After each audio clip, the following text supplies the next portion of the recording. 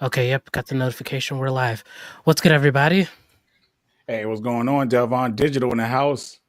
Yeah, this is What's up, guys? Galen's Gadgets. We got our special guest, Michael B. Tech, in the building. I appreciate your time. I appreciate you for joining us. We're going to get into it in a minute. Just waiting on a few people to join, and we'll be good to go. We got 4 people already. So, yeah, let's get it. One sec. Let me pull up the schedule. So, if you guys don't know, this is the Trusted Tech Podcast. This is me and Dalevon Digital's podcast, where we basically just go over the latest and greatest in consumer technology. And we'll be using Opus to record this podcast and have some pretty cool features, such as video comments. If you guys have a question, just scan this QR code right here, and we'll try to answer your questions. Just make a short TikTok style video, and we'll be good there. And we'll probably do a poll later on too. But before we go any further, we have to introduce our guest, Michael B. Tech. Probably like one of my favorite people on Twitter. Just a pillar in the consumer technology community for sure. Just everything that he posts is like pretty much spot on. He backs up everything with facts. That's what I think separates him from a lot of other people that we see in the consumer tech space on Twitter and other social media. So I definitely appreciate you for having on, and congratulations, you're a recent graduate. That's why software developers up there, guys. It's great to see that, especially in the Black community. Just keep doing great things, man. We really appreciate you. Appreciate it, man. Thanks for having me on, man. Been looking forward to this for a while. Oh Definitely yeah, yeah. y'all's content a Yeah, lot. once you said you'd be down to do it, I'm like, no, we got to schedule that like ASAP. You're the next guest. We had to, because just like all the information that you have is just, I think, very valuable. You deserve like a million followers. Like I really like hope to see you make more content. I know you're not like really into making videos and things. You're like more into like the engagement side of things, but I would really love to see you make videos, because I feel like the videos that you have made are just like super informative and just accurate and straight to the point. You're just a really dope creator, even if you don't feel like it. I just feel like you're very underrated. Appreciate it, man. Yeah, I definitely don't feel like it at all. But yeah, no, like it's fun. It's fun sometimes, but other times Yeah. hard to engage. That was basically our introduction. What type of things have you been working on? I know you're a recent graduate. Have you been like working on anything else, like in terms of just content or anything like that, or what you post on Twitter? A few things. Starting off, I've actually started to transition into learning Kotlin for Android development. During like school, I learned Java and whatnot, so that's kind of what my background is in software development and software engineering. But Yeah, recently, I've been playing with, as we're getting ready to probably talk about, Android app concepts and also like just design languages and things like that. But that's one of the things I'm working on. I'm also working on trying to be a little more engaging with the tech community on Twitter. A lot of big hmm people like Max Weinbach and like Ian are very, I don't know, very big in that community. They have a lot of good like hands-on with product development and things like that with a lot of different big companies. So I've been trying yeah, to it's awesome. Yeah. get my hands in different places here and there and kind of pick their brains on some pretty cool stuff. So yeah, Yeah, man. yeah, that's what's up. So what do you think is like your ultimate career goal? I know you've just like based on your Twitter bio, you've been through a few things, customer success and things like that. So, what do you think your ultimate career goal is? What type of things do you want to be contributing to a company? Yeah, no, great question. Honestly, and I actually just discovered this about myself about a year and a half ago. Is actually product development or project management, Hmm. especially with software products or just like technical products. I just like Yeah, I like the holistic viewpoint of tech products, not just the engineering side, not just the marketing side, but like how that all fits within the story or the journey of the consumer when they use the tech. So that's where I see myself yeah, going towards. I'm passionate about technology in general. I like software engineering, but talking to people and interacting with people and seeing how they interact with technology is like one of my favorite things. yeah. Yeah, I think it's like really interesting because I feel like a lot of like development type people um, are not really product oriented, and just knowing you for a few years from Twitter, I could tell you're like one of the most product oriented people in this type of career for sure. Um, so Yeah. yeah, next we're gonna go over Blue Sky. Is that how it's pronounced? Blue Sky or Blue Ski? Is it just Blue Blue sky. Sky? It's a funny little joke behind that, but it's definitely blue sky. Um, Mhm. that's all I'm gonna say for now. Okay, before we go any further, I know Delvon has a question for you. Always, always. I got two questions this time, actually. All right. Well, Oh, okay, go one ahead. of them is more of a statement. Let me just get that out. Like your concept for Android 13 or 14 and stuff that you've been posting has been like so awesome, bro. Just want to say that. Like Thanks. I've been wanting to get into the concepts of it and everything like that. And like the way you modify things, I feel like Google should just hire you for real. So you definitely deserve to be That's what on I'm. that team for Oh sure. man, that's what I'm Yeah, definitely striving for. I like a lot of their products, and ironically, I yeah. actually used to work for a third party company that did marketing Mhm. for Google back in the day. So that kind of starts from like back. I feel you, man. And you know what's so crazy? I feel like it's always better when it's coming from the consumer, the actual user of these products, because I swear, I feel like some of these companies like Apple, Samsung, and Google, and whoever else be so out of touch with their customers that they don't even know what we really want, you know? Yeah, Yeah, And when you see people draw up concepts of like something that's just so perfect, you're like, why haven't they took this and used this? This is yeah, something that yeah, we're asking for. This is something that we would want. And maybe yeah, I'm thinking more of like on the tech side. Maybe the average consumer don't know what they want, so that's why these companies cater towards them. But either way, the concepts that I be seeing can cater to both. yeah, Everyone, because mhm. they don't know and we know everyone's happy. So, yeah. Yeah, No, but anyway, that's exactly why I think like a technical person like you definitely mhm, deserves like that type of position because just like how product oriented you are like the average consumer. You use pretty. I could see you're like the type of person to use as many features as you can on the device before like giving your opinion on it. So for yeah, sure, just having a product oriented developer, I think is should be the future or a goal for should most be companies in the future. for sure. And so, like absolutely. one thing I definitely like to do is, and I'm sure my family and friends get kind of tired of me doing this, but when they use something, I kind of pay attention to see how they use it or like what kind of gripes they have with it without even like pushing Yeah. them towards a direction of what I would personally want within the product. And so it kind of gives me a good understanding of what my friends and family are expecting. And I mean, obviously, I can't assume that Mhm. my friends and family are the holistic, like statistical analysis of everyone that's using the Yeah. product. But it's just like within my community, it helps me understand. Okay, this is how certain people are using it, and even within the Pixel Superfan community, like the private community, there is a lot of feedback that we can actually give to a lot of the engineers and product developers or managers that it's interesting to see some of those things that my friends and family talk about align with what a lot of other people are saying too. So it's like it's that synergy of hearing it from both sides that really helps for sure. Yeah, and that's always going Yeah. to be a good thing, man. Hearing it from the community like that, I wish that more companies paid attention to their community and their base.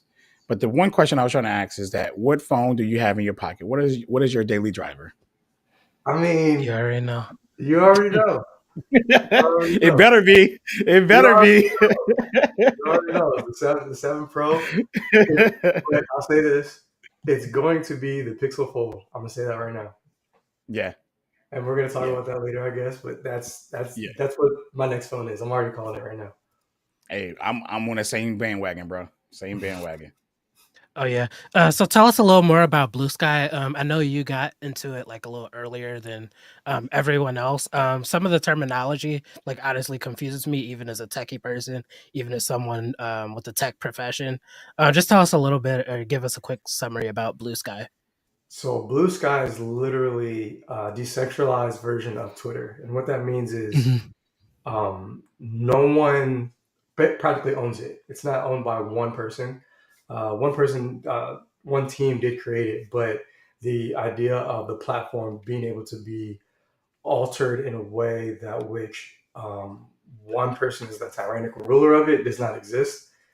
and it's, as of right now, it's very bare bones. It's like, just imagine Twitter without all of its extra features that it's gained throughout the years. Yeah, I got you. Yeah, so Yeah, just a bare bone version of Twitter. right. So yeah, let me post the link in here. So next we're going to just go over your website, michaelbtech.com. Tell us a little bit about that. Yeah, so I actually I just made that, I think, when did I make that? I think late last year. I made it. I just wanted an outlet. Actually, it's funny because I started it because of the fears of what was happening with Twitter. I've Mhm. been bitten by the bug of misfortune, where you put all your content or all your eggs in one basket.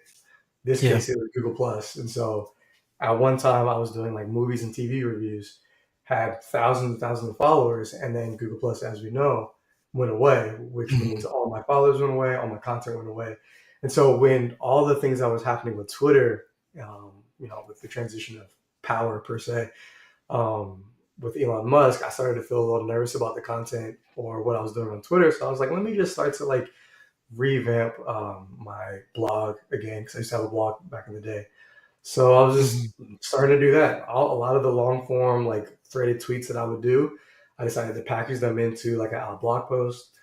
A lot of the things Right. I've been reading, I've been packaging them into a blog post. And as you can see, two of the concepts that I made for Google Messages, I put up there as well. Yeah. Um, so yeah, there's a lot of interesting articles in here. My personal favorites are your new concept for Google Messages on tablets. We're gonna go over that later, just because we have like a section on tablets. But just I really like the idea that you had here with um, for pinned conversations in Google Messages. What made you think of that? Have you seen like another app? Did another app influence that, or is that Yeah, there's two apps actually. And I talk about it a little bit in the blog, but it's Instagram and right? YouTube. Hmm. Instagram and YouTube is where I like delved in. It's like, you know what, this design language actually makes sense. Um, with the pinned conversations, even like I took inspiration from the Google Messages app itself with the pinned conversations, and just thought that could be organized a lot better. Um, Hmm. but yeah, I think it looks more googly, you know. Yeah, Yeah, you it nailed does. that, It man. does, honestly. Yeah, I love So, that. yeah, I appreciate your taking your time to explain that to us. Let's see what the next topic is. Let me close that. I am Computer's curious closed. though. I am curious. There was one thing I wanted to do. What I was trying to figure out with the concept is that, what do Mhm. you guys think it would look like once you click on or tap on one of the pinned conversation at the top? Like, what's the animation gonna Um, look so I think it should take you right to the thread, personally. And then a hold should be another like user interface. So maybe remove pin, things like that. like? I don't know. Can't think of anything off the top of my head, but let me just open Google Messages right now. Go ahead, Delvon. So yeah, so I'm thinking more like a pop-up, like a bubble. Okay. And you can also have the option to turn the bubbles off if you want, and like what Galen said, if you want to go straight to it. Because sometimes when you're having those pin conversations or whatever, you might be having multiple conversations and you just want to quickly reply, then jump right back to the next conversation. But if you Mhm. kind of keep opening it all the way up, then you have to keep going back and then clicking on to the next one. So I think a nice pop-up reply, and you can read the whole thread. So it'd be like a box, and you read it and you can stroll it and then you reply. And then once you reply, it goes back and then you can move on to the next one. So I think something like that would be cool. Okay. Okay. Yeah, Okay. yeah, I I think. agree with that. Yeah. Yeah, I also think like maybe like a quick reply option would be pretty cool. Like from a pen standpoint, just holding it, click quick Yeah. reply, and then Or just being that. able Oh to yeah, type yeah. in there So instead yeah. of So if going you tap completely it, in the thread. you're right. So if you tap it, it can go straight in the thread. If you hold it, it can pop up. So see, there you go. There's Yeah, your choices right there. It's all Okay. about choice, you know what I'm Yeah. saying? No, for sure. For sure. With Android, it's all about choice. Yeah. Okay. yeah, for sure. And I can Uh, rant about Google Messages all day in RCS. That's something I could. yeah, Oh, hey, me too, man. I love it. I'm trying to tell you. yeah, I I love love it. RCS. What I was just thinking about this earlier. One thing I wish RCS did. I wish Google Messages had a standalone iPad app or iOS app. Yeah. I'm saying that because they support it via Windows. There's a Windows app for it. Hmm. There you could make a Windows PWA for it. And of course, there's just like your general website for Google Messages. So I'm like, why is it not on iOS yet? Since it's like so widely supported, I feel like that would be really clutch. That's something I want to see with Google Messages later on. For Yeah. sure. I think that I'm sure that conversation has happened in terms of another option for default messaging on iOS. Yeah. Hmm. But let's be honest though, like as of right now, since there's no way to change the default on iPhone on messages, that messaging app would kind of be no one would really install it, and it'll be a separate app like Google Chat or WhatsApp or those sorts of separate platforms. But no, I feel you though. I definitely feel you. Yeah, Yeah. that's actually the topic that we're going to go over next, just the future of Google software and apps, because I know that's something you're passionate about. You're trying to just go all in on the Google's ecosystem and use as many Google apps as possible. Um, what do you think the future is looking like? How do you think AI influences it? Are there any apps that you want to see more work done on? Are you wanting to see any apps come back? Um, what do you think the future of Google apps and software is like currently? I think you definitely hit it on the head. It's definitely AI focused for sure, which Hmm.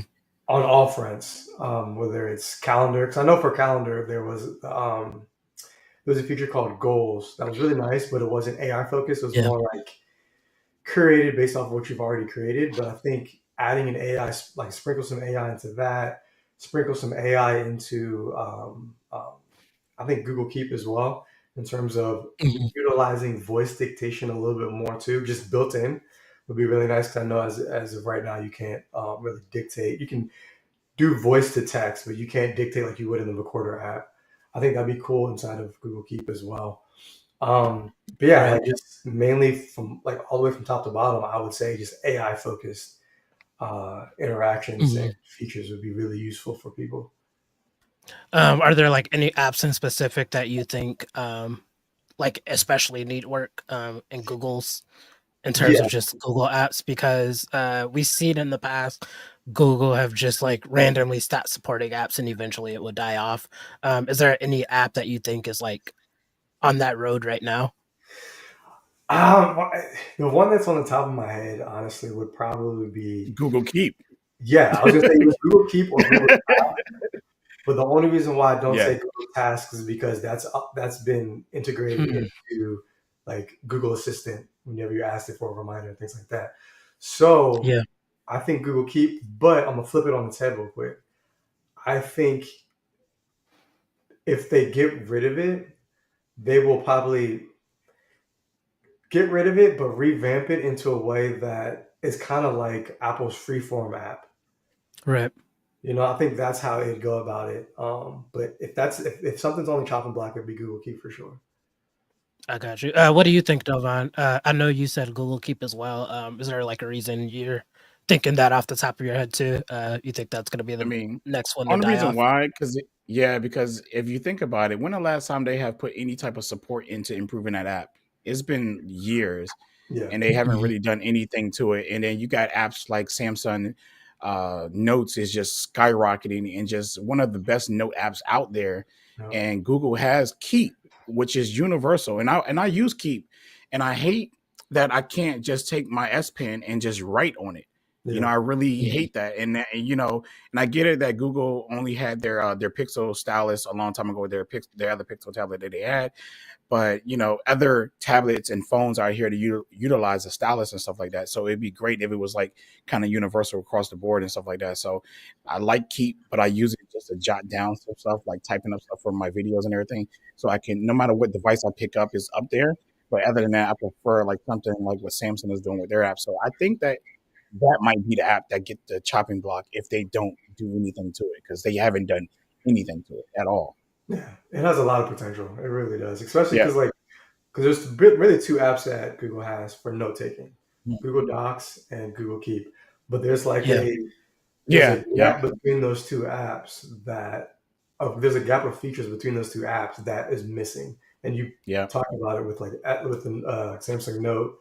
Like I said, like Apple Freeform. There's so many different like features that does it go on Google Keep? Does it go on Google Docs? Like which one does it go on? And so that dance is very interesting to me.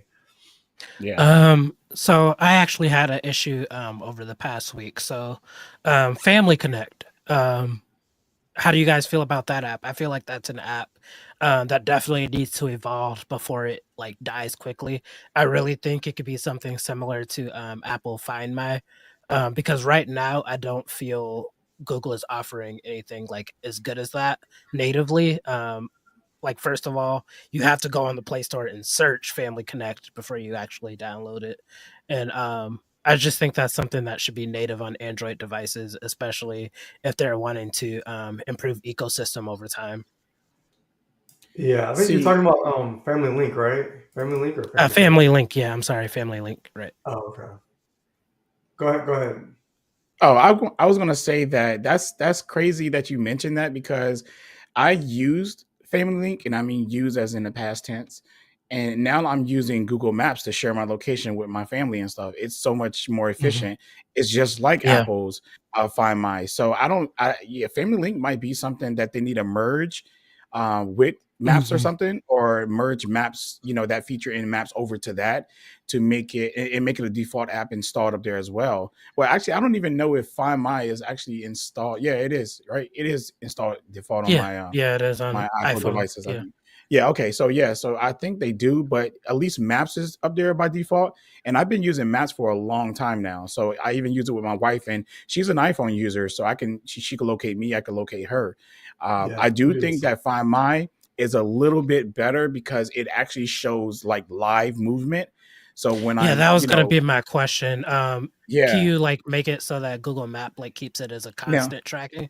yes, yes, you can. Yeah, And it's Okay. live, but it's live where in a sense of if somebody's moving, they go from here to here to here to here to here. You'll see And it it's not kind of like constant. jump.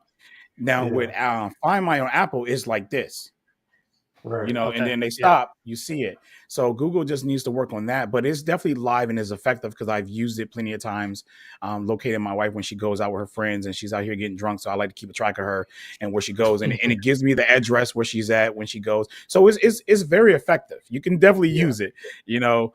But I just wish that it was live with the movements. That's the only thing. I yeah. hate the little jumping thing, you know. I think like I So got you. what sucks with that is that what's beneficial about the Find My network on Apple is that it uses the Find My network of all other iPhones that are out there in the world, whereas the I think it says Find My Android or whatever for or Google or Google Maps, it's not using that network. It's literally just using the GPS from that device. Hence the reason why it's like pinging every once in a while at the next yeah, location. yeah, So it yeah. would be nice. Supposedly, there's rumors that Google, I love Google is going to introduce a Android open Find My network, which should help that out a lot. Yeah, that Yeah. should be super dope. Are there any other apps that you guys could think of that you want to see improved or excited or even excited for in the For future? sure. One, they updated the movie creation for Google Photos on Chromebooks, which is nice. But I Yeah, still think that's with the huge. use of AI, they could do a much better job in creating better like videos and like because they do a great job with photos. If you open up the the Google Photos memory feature Yeah, they're every awesome. morning, that's what I do.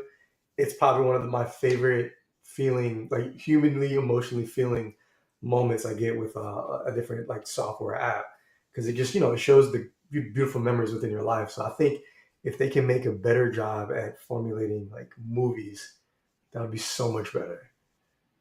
Yeah, Yeah. I 100% agree with that comment for sure. Is there any like apps that you're excited about in the future, Delvon, with Google?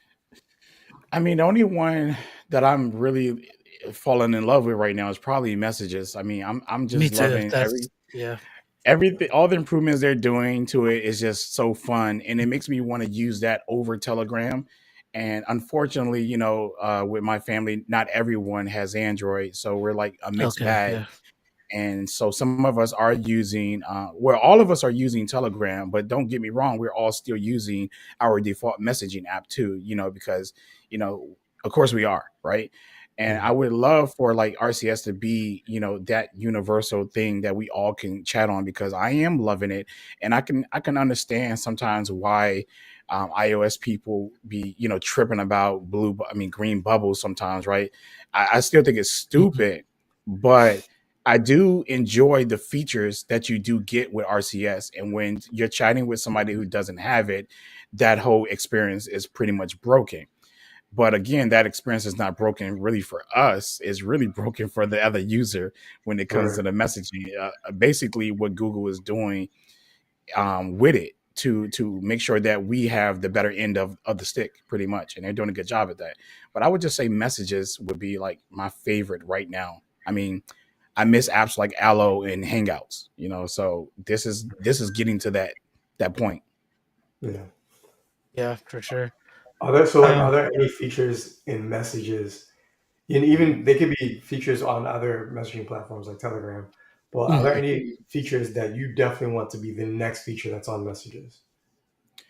Uh, I'm actually looking for it's crazy because a lot of people talked about the end-to-end decryption and stuff like that, and I never really cared about that on iOS, nor do I care about it on WitchCon, because I just don't feel like I'm doing anything where I care for my messages to not be That makes read. I sense. guess Yeah. I don't know, man.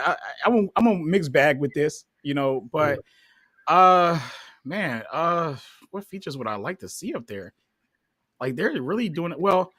I do want them to do the okay. So iOS just got a feature, and it took forever, where you actually have a thread when you're replying to your friend, and Hmm. it opens another thread, so you can know that you're having a conversation over there in that thread. We can reply to each other messages, and if Mhm. we're going to have a conversation, we have to keep on holding reply to that, to reply to that, reply to that. But then on iOS, it actually opens up a separate thread of that Right. reply, so you can go back Yeah. to it and still continue your conversation. So I guess something in that sort, that, and then probably the ability in, for the love of God, like we already said it already, but the ability to be able to use an app on your computer, like the Yes. a app, and use your Gmail email to sign in and message people without a Yeah. number. Agreed. I really Agreed. would love that. I really would love that. So I would say those would be the Agreed. two things I would want. Skills. Okay. How about you, Agreed. Galen? 100. Games. Games. I just feel like it's a. Can you guys hear me? Yeah, I can Yeah, hear we you. hear you. Okay, cool, cool, cool, cool. My screen just did something weird. But yeah, I would say games. I think just iMessage games is like a thing. That's something that keeps people using iMessage over other platforms. So I just think Google needs to implement like something like that, some type of cloud type game, so that It's Android people competitive. can have something to yeah, Android people have something to brag about as well. So I think that would be huge. Yeah. That would definitely be huge for sure. I I just think I'm feel on. like I Yeah. feel like Apple iMessage is just like a lifestyle type platform. It's not just a messaging platform. People literally spend hours at a time in iMessage. I feel like Google needs to make like the same big jumps that iMessage did in Oh that yeah. regard to keep people in the app. I mean, there's nothing like bad about Android messages right now. It just does not do as much as iMessage does. Like performance on Android messages is perfectly fine with me. They just need more features, in my opinion.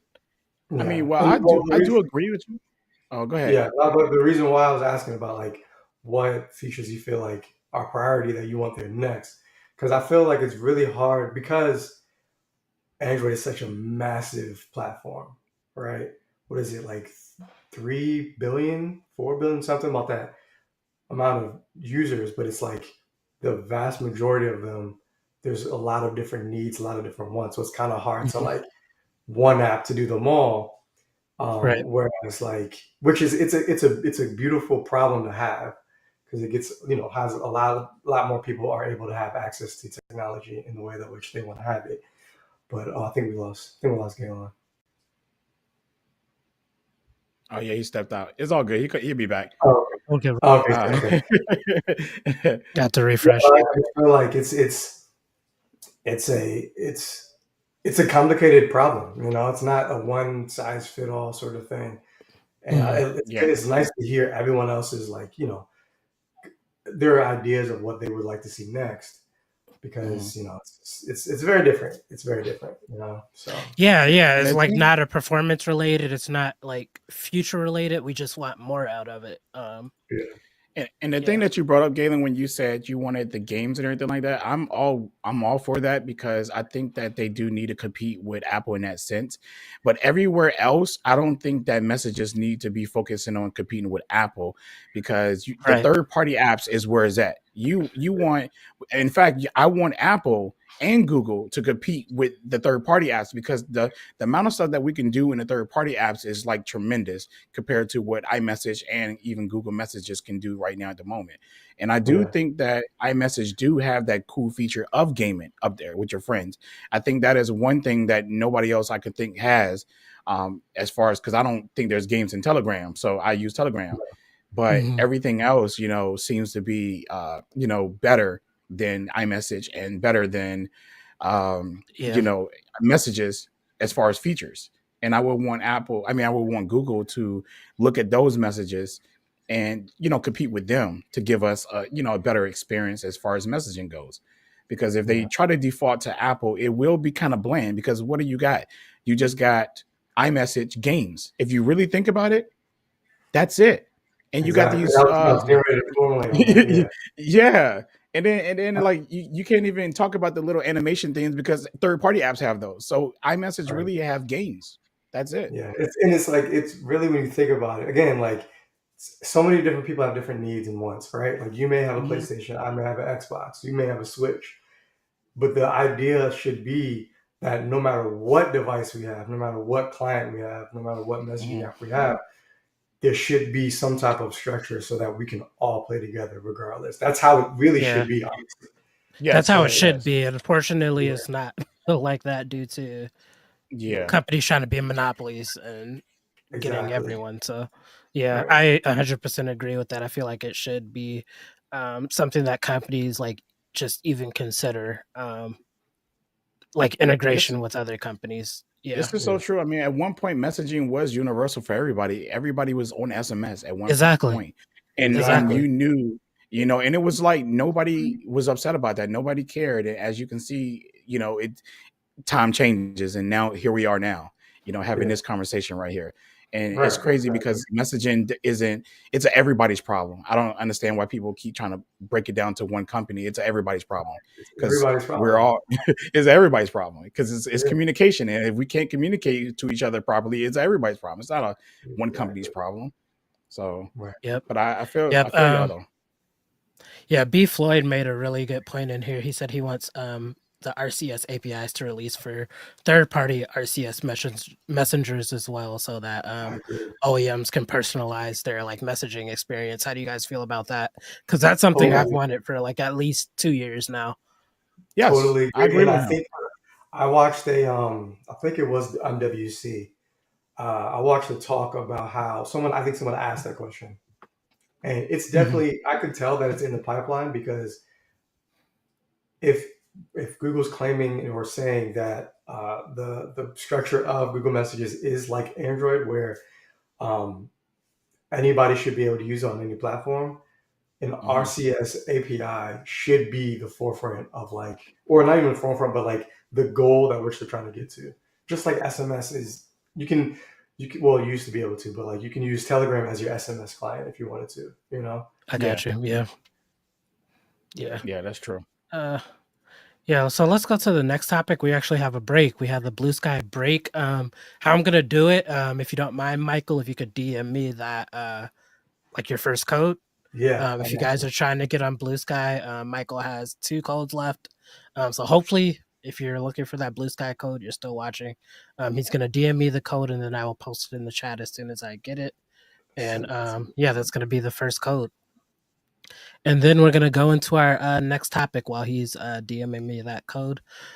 So Android tablets. has been like for the past 2 weeks. It's been a very heavy talking point on consumer tech Twitter and a lot of other community based tech spaces. With the OnePlus tablet coming out and videos dropping randomly earlier this week. What day was that? Like Monday or Tuesday? Where we saw Yeah. all of those OnePlus tablet videos, and then just more leaks coming out in regards to the Pixel tablet over the past few weeks. How are you guys feeling about that? Um, are you excited for the Pixel tablet? Are you excited for the OnePlus tablet? What are you thinking about the future of Android tablets? You want to I go, so Mike? no, yeah. So I was very excited for a Pixel tablet. I was. I was Okay. very excited for the OnePlus tab, or what was it, OnePlus Pad or whatever. I was excited for it until I saw the Pixel Fold because Okay. That's a solid point. That's a solid point. that's when I stopped. Only because I've always wanted to have a one device that does everything for me, right? Hmm. So That's fair. a foldable gives me at least close to that, to not have to have a tablet and a smartphone. It's just one, you know. Now, if the Pixel Fold had some sort of thing kind of like Samsung Dex, that'll make it even better for me. But as of right now, that's the reason why I'm kind of like, I don't think I need a Pixel tablet right now. Yeah. Do you think that's something that Google's going to work on? Like a dedicated desktop type interface, because there has a lot of people don't know this, but there is like a desktop mode. I believe it's in the developer settings though. Like you could still on most Android devices, even Pixels, you could still use a dedicated desktop mode. Do you think that's something that Google is like working or trying to perfect? That's why they haven't released it yet. Or For what are your sure. thoughts on that? No, definitely. I think they're looking at Samsung and they're seeing what Samsung is doing with it, and they're probably partnering with Samsung, and Samsung's probably helping them figure out how to implement it properly. But there's a lot of value in that for sure, and there's a lot of people talking about that. Even for Android Enterprise, it's a great tool to be able to just have your phone, have it as a phone, have it as a tablet, plug it into a monitor, have it as a laptop. Like it's the perfect, Right. Yeah. yeah. So Yeah. I think so for sure. Yeah. It's the perfect OS for that. Um, so are you like even interested in the OnePlus Pad at all? Again, I was. I was Okay. until I saw the Pixel Fold. But like I'll say this, like if the because between the OnePlus tablet and the Pixel tablet, I understand what Google's saying in terms of you'll well, me personally, I'll probably only use it as a tablet, maybe 20% of Okay. the life of it, and 80% of the time it'll be sitting somewhere or propped up somewhere, which is why it's That perfect makes to be sense. like a Nest Hub sort of thing. So if it was Yeah. between the two, it would be the Pixel tab for sure. But I do love in general where Android tablets are going. Yeah, that's my issues with tablets. I have a tablet. I use an iPad though. My issue is that I cannot find a use for it except for video editing, and I taught myself how to use a different software.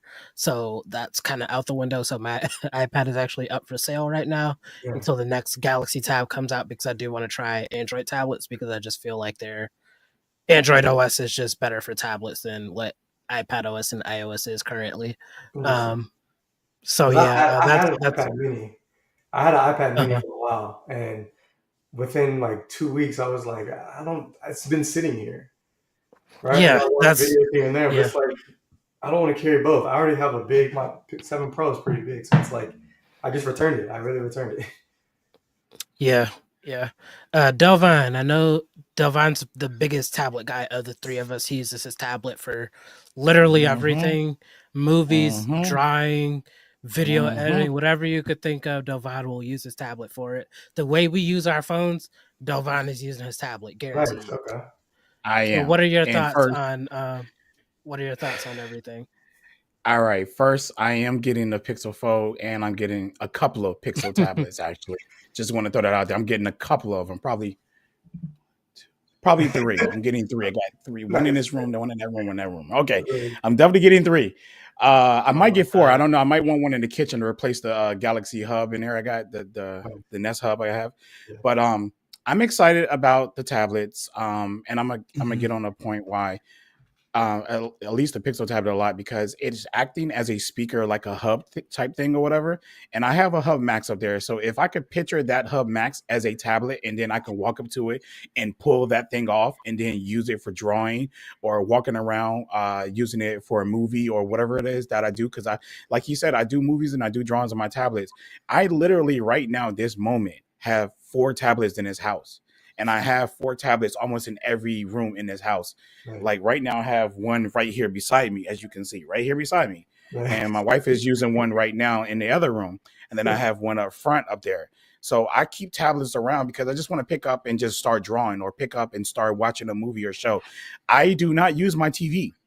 My TV is made for gaming. I got my consoles hooked up to my TV for gaming. Right. That's it. Right. My tablets is like, everyone uses stuff different. But the reason why I'm excited about the future of these tablets is because of the performance that I'm getting out of this Galaxy S23 Ultra with the Gen 2 from Snapdragon.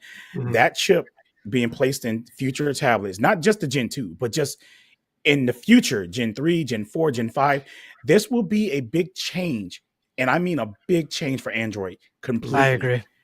I'm talking about like levels where they finally can compete with iOS levels. And I don't mean in benchmarks, because we're going to throw that out the window, because we in this group right here, we don't care about benchmarks. What we care about is that real performance, right? That performance when we're using it. That's what we care about.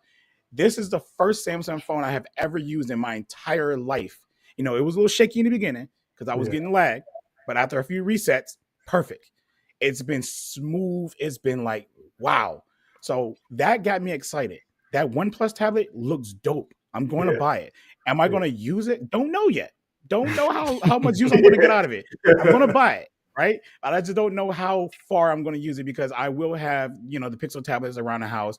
I still will get the Galaxy tablet S9 if it got a Snapdragon Gen 2 or Gen 3 in it. You know what I'm saying? I'm still going to buy these tablets regardless. I'm still going to buy another iPad and use it. I'm just going to have a bunch of tablets just for no reason, because I love tablets. But I'm excited. that's genuinely excited about tablets. I think this is going to be a big change for Android. Yeah, I can tell. I can definitely feel your excitement for sure. I do know if I were to get the Pixel tablet, I'll definitely give away my Nest Hub Max for sure. Yeah. Okay.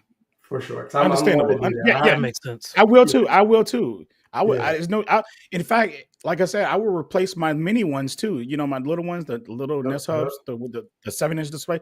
I will replace all those with the Galaxy. With Pixel tablets as well. If the price is right for these things and the speaker in the dock, I will replace all of these. It's like no point to have both. So I'm excited. So it's gonna be tough. It's gonna be real tough. Yeah, for sure. So do you think there are like any major advancements that Android tablets need to just like compete with Apple, like in terms of just marketing and just sales?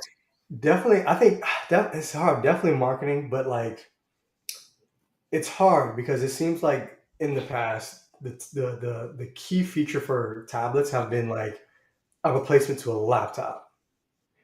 Yeah. But time and time again, I feel like we've seen that you cannot replace a laptop in the pro aspect of it, right? It can circumvent some things, but not like software engine, like development, pro level, a music engineer, audio engineering, all that. Like it can't. So like, I feel like if what Google needs to do, if they plan on doing this, it's like it has to be for the home. It has to be something like the Nest Hub, like kind of like what Dalevon was saying, is that like it's my TV. I draw on it from time to time. I watch videos on it from time to time. Even shoot. RIP Stadia, but like I play games on it from time to time. So like I think that'll be something that they have to really lean in, especially cloud gaming for sure. Yeah. And for sure. And I know a conversation that always comes up when it comes to tablets. They always bring up apps and saying that Android tablets just don't have apps that's quality like iOS apps on the iPad and stuff like that. Yeah. Now, being a tablet guy for like forever, right, carrying an iPad and having an Android tablet for a long time, I have never felt the need that I felt like, oh my god, this app is just so much better on iOS. I need to go use my iPad. Yeah. It has never came up one time yet. I think that wherever that began, and in it, and rightfully it should have, because at the given time, Android was just blowing up apps on your tablets, and we all know that. Right. And Right. iOS and Apple made actual apps for their tablet, Right. but that has slowly been declining, lately, because for years Android has been developing apps that actually fit onto the iPad. Now, one argument I will argue that yes, there is a Twitter app for the iPad, but there is not one for Android. So in theoretically, you can say that is a better app experience, and I will agree with everybody on that. Even like the Facebook app, I will agree with that. But that's not really Android's fault. It's the developer not wanting to make that app for that. Yeah. But if you and then I actually shot a video with the I guess with my Galaxy tablet, my S9 Plus and my iPad 12.9-inch Pro, and I was showing all the apps that I currently use up there and how they are better actually on Android, and then how some may be better on iOS. But I never even put that video out. I just feel like, this versus stuff, I don't want to keep feeding to the flames of that.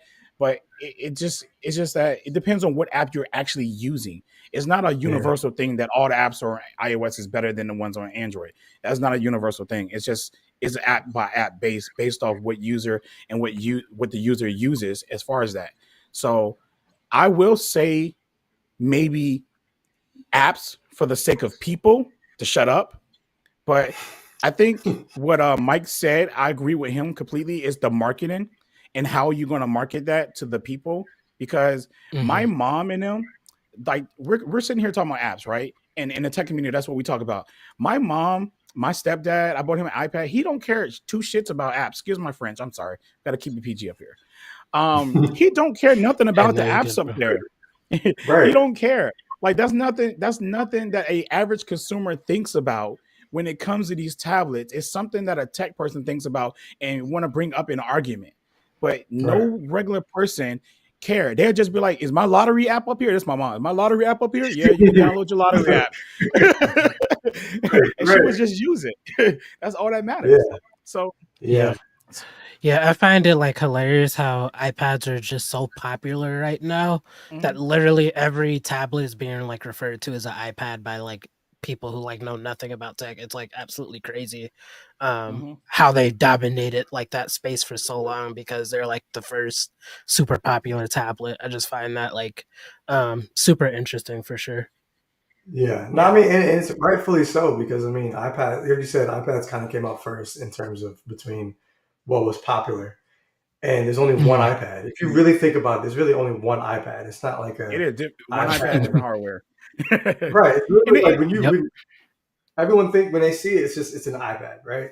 And then kind mhm. of Yep. like Bill was saying is that like with the apps, it's like I generally feel like everyone has maybe 5 to 8 apps that they use on a tablet. 5 to 8 on a general statement, like 5 to 8 apps they probably use: Netflix, Hulu, YouTube, um, the browser, whatever the browser is. I don't think that many people actually text from their tablet that often. Like some people do for sure. I'll give you that, but I don't think that's like the I got go-to. I literally got like all of my movie apps right here in my side panel, Right? and this is what I use on a daily, right here. Yeah. Other than my drawing app and my YouTube app that's up here, other than that, that's all I use. And you're absolutely right. Yeah. We kind Okay, of so we kind of go ahead. yeah, so we're gonna go back to software for a minute while we're talking Mhm. about tablets, because why I think Samsung tablets are better than iPad tablets are strictly just for all of the software features that Samsung tablets have, just for multitasking and just various things like that. Why iPad OS is literally just iOS on an iPad. Um, do you think Google needs to go the Samsung route? In order for their tablet to be successful, just like in terms of software? Or do you think they will, or do you think it will just basically be Pixel UI on a tablet? What are your I think guys' it's going thoughts to on that? be, I think it's going to be Pixel UI on a tablet. I think Samsung does a great job with pro level stuff. right? Being able to use the pen in Mhm. so many different ways, having decks on it, right? Samsung decks on it. I think Google aspires to do that, but I think generally they like to make things that's for the average consumer, like to be useful. That's what they always say, is to be useful to everyone. And like because of their like the way their apps are, like their core apps are like Google Workspace, right? YouTube, right? We even Mhm. talked about like Google Docs and like Google Keep and all that sort of stuff. So it's literally like the general, and a lot tech enthusiasts like me don't necessarily like that because they kind of want Google to go into the weeds and like create the craziest like video editing software and da-da-da. But I don't think Google does a good job with that. I mean, they don't have a good track record with that. What they have a good Right. track record with is creating useful experiences for everyday people. So I think that's why they leaned on the Pixel tablet being a Nest Hub or like a home hub sort of thing, as opposed to being a replacement to the laptop. Yeah. And Yep. I think that Google is on to something with that because like we can have this conversation about tablets replacing laptops, and for some people, yeah, for some people, no, because if you're a real strong creator and you need plugins, you need this and you need that, a tablet's not going to do it. And if you're just a basic person and you can live off like using LumenFusion and what they offer, then yeah, you probably can do it. If you don't, if you just need basic computing, you probably can do it. Just a browser, you can, but some people need more. I could never replace, my tablet with a laptop. In fact, I'd rather replace my laptop with a desktop. If you get my drift, I'd rather have a desktop than a laptop. And then I'd rather have a Right. laptop. I'd rather have a tablet than a laptop because I could use my desktop and my tablet and I don't really need a laptop. So like like any real work would be done on my desktop. Any, drawing, art, or movies would be done on my tablet. And that's just me. That's just me as a consumer. But Mhm. I think that Google doesn't need to try to compete with Samsung. And if they wanted to add something like Dex, they already have Chrome OS.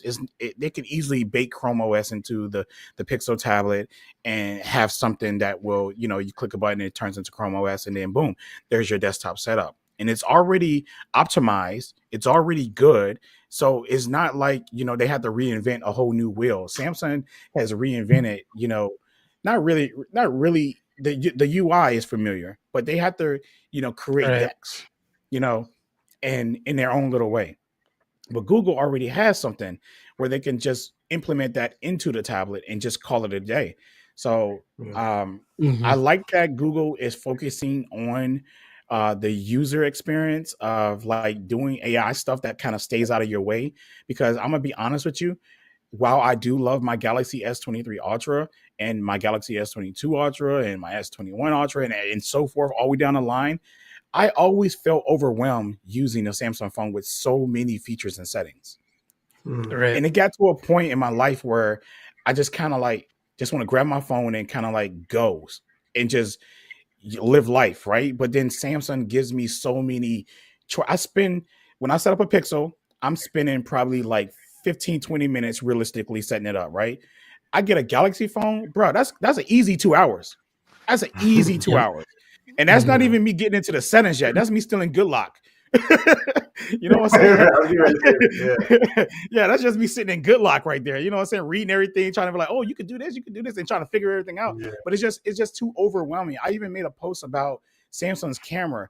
Somebody was like, well, you go into camera assistant and download this. And I'm like, bro, I just want to pick up my phone and open my camera and take a picture and know Yep. that it's going to take a picture. Like, why do Yeah. I got to go into the Samsung phone and change speed, change priority to this, change this, and flip that to try to get a shot of somebody moving? Like, this is too Yeah. much. And people just don't seem to understand that. Like, and then you have people that I'm sorry, I'm off the chain right now. I just jumped Go somewhere else. for it. I'm Go so for sorry. it. Go But, for it. but it's irritating that people are accepting this. Literally Yeah. accepting this. I'm so sorry, man. I could pick up my iPhone. I can, and I'm only saying this because I only own an iPhone.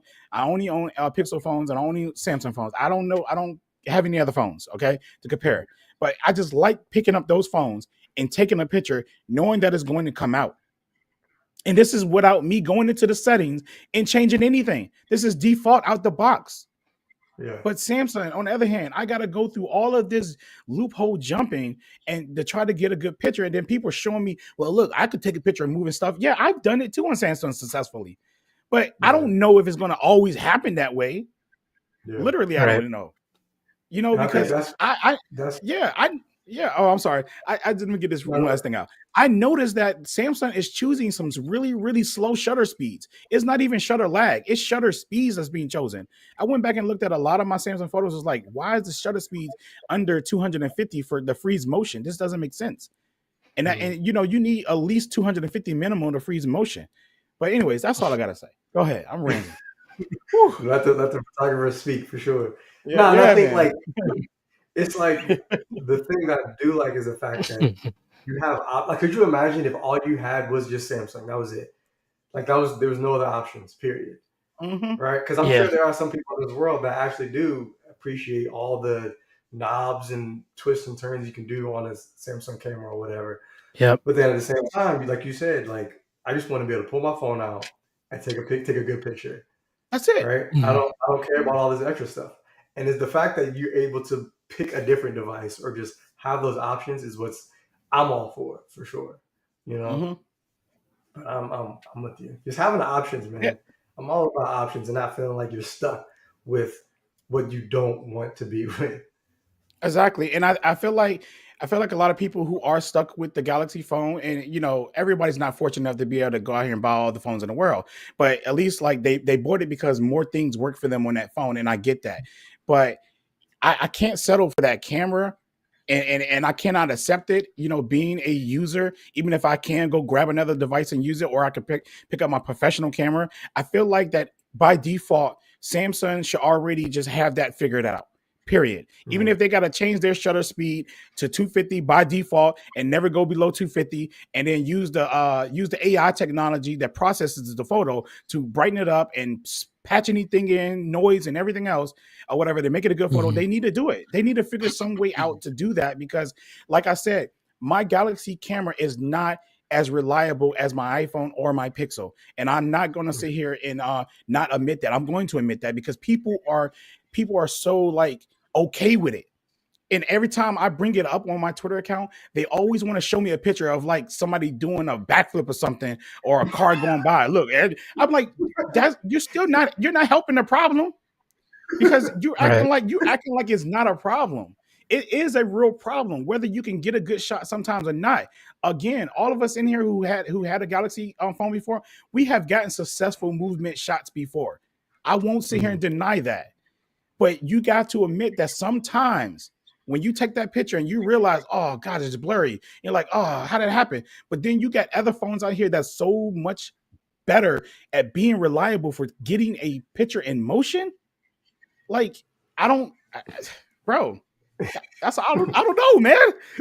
Am I You're wrong wrong, here? man. Yeah. You're wrong. Am I the only one that is? Am I lying or is this false? Because I mean, I heard other people say it, but it seems like the hardcore Galaxy people just don't want to accept that.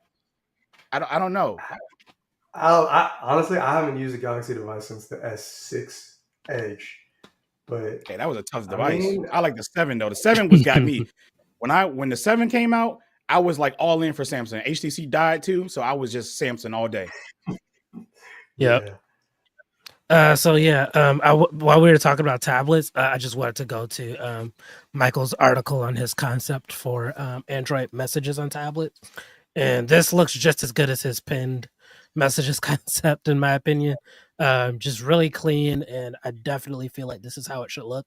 I don't know if you guys use messages for web, but this is extremely similar to that, and I think just having that universal design language is going to be really beneficial with Google building their ecosystem in the future. yeah. I I want to think Do one you of the just say, like? hardest things. Yeah, no, the one of the hardest things I was trying to figure out with this one was that like, and I think this is probably something that is hard when developing apps for tablets is that you want to make the buttons big enough for your finger, but mhm, not too big and not too small for a bigger screen, you know? Because like you can't Mhm. yeah, just copy what's on. Yeah, okay, so like that's what it is. So that's what it is on the tablet. Okay, yeah. yeah. So like for instance, on the tablet, go ahead and pull that up again if you can. Okay, I got you. How do you how do you add or not how do you attach a document or a photo on the It's tablet down. app? It's down here in this corner down here, right here at one point. Okay. It'd be down here in this corner to add on to it. So it's all of it's together in that same line. See, I do like Yeah. that, but it's like, Yeah, yeah, but I think what you had up there is a lot cleaner than what they have. So I like what your concept of it, especially with the chat heads and the bubbles at the top. But yeah, everything needs to be a lot bigger up here.